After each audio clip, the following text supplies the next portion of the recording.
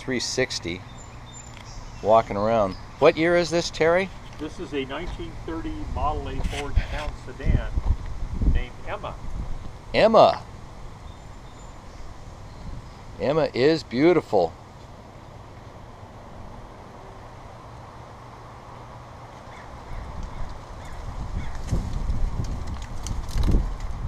So you've got her all cleaned up for our little foray out for breakfast this morning? It got cleaned up this last week, and Emma's ready for a little run back to the house. We're over in Huntington Beach near Central Park, and took her out for a little drive. Wow. Let's take her for a ride. Let's show the people how different a 1930s era technology is. So Terry, we're back to recording. And I thought maybe you would show how a 1930s technology car was started. We take it for granted so much with the modern cars. So go ahead. Yeah, it's a little different starting a 1930 Model A. You don't just put the key in and hit the starter switch. You have to do several things. First of all, we'll put the key in. We'll turn the ignition on. And then I have to reach under the dash. There's a fuel petcock valve that I turn on, that enables gasoline to flow from the tank, which is mounted right here, down to the carburetor. So I turn that on. I take the spark lever, which is over on the left side here, and fully retard it, and I pull the throttle, the hand throttle, down a few notches to give it some gas. And then I take this fuel enrichment knob and open it up a little bit, and then I step on the starter switch,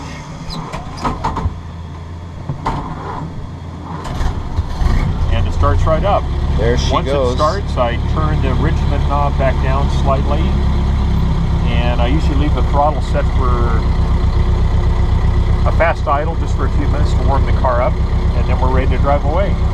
I'll be darned. So there's more than just putting the key in and turning it over in this car. There is. Most people wouldn't know how to start this car, so it's makes it kind of theft-proof, because even if you left the key in the car, most people could not start it.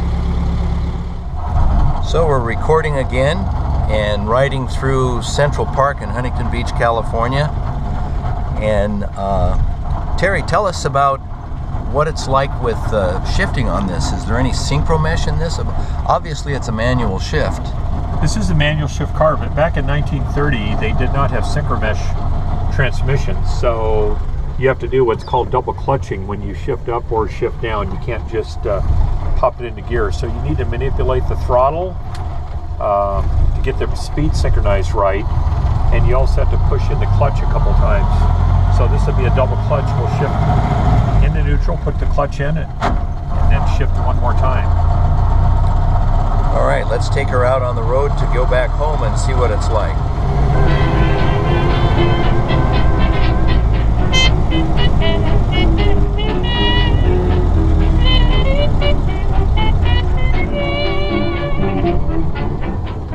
So Terry, I'm going to concentrate on your footwork here as you take us from a start, get her up into second gear,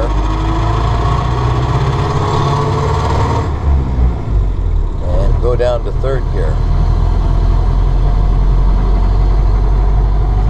So now we're back up on the city streets heading back home.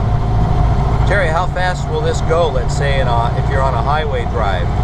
If I'm on normal roads like this, I drive at about 45. If I get on the freeway, I shift into overdrive and I can go 60 wow. on the freeway, so it humps right along. Now, to me, 60 miles an hour in this car would be going pretty fast. It is pretty fast, and actually, a car this old, the main limitations are brakes and tires. These have very skinny tires from back in the day, and the brakes are mechanical brakes, so they have limited ability. So going 60 in a Model A, you want to be careful where you are and how close you're following other cars, and make sure the car is in good running condition. This car handles 60 pretty well on the freeway, but you definitely have to know its limitations. Okay, well, we'll enjoy the ride from the 1930s to 2014 here, and we get back closer, we'll talk a little bit more about what goes on.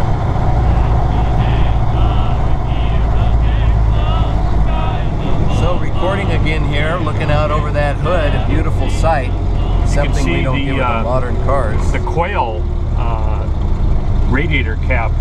Henry Ford was very fond of the Model A and thought that the quail, which was a fast little bird, was kind of symbolic of the Model A, quick and nimble, and that's why he chose that to be kind of an unofficial symbol of the Model A. I've got the turn signal on because we're going around the corner.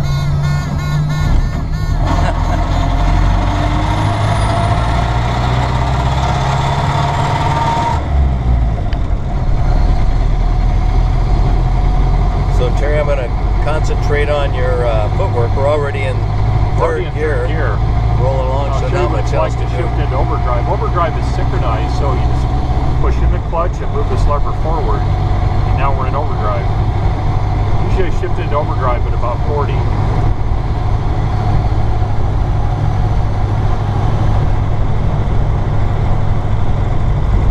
Now we come to a stop, I'll shift from overdrive back into regular gearing range, and as we're getting slower, I'll shift into neutral because we're going to come to a stop. All right, the light's about to change. This is going to be a little longer recording strip, but I'm going to watch you put it into first gear here and then shift through the gears. We're right around the corner from Terry Hardgrave, so we'll just record your virtuosity with the gear shift.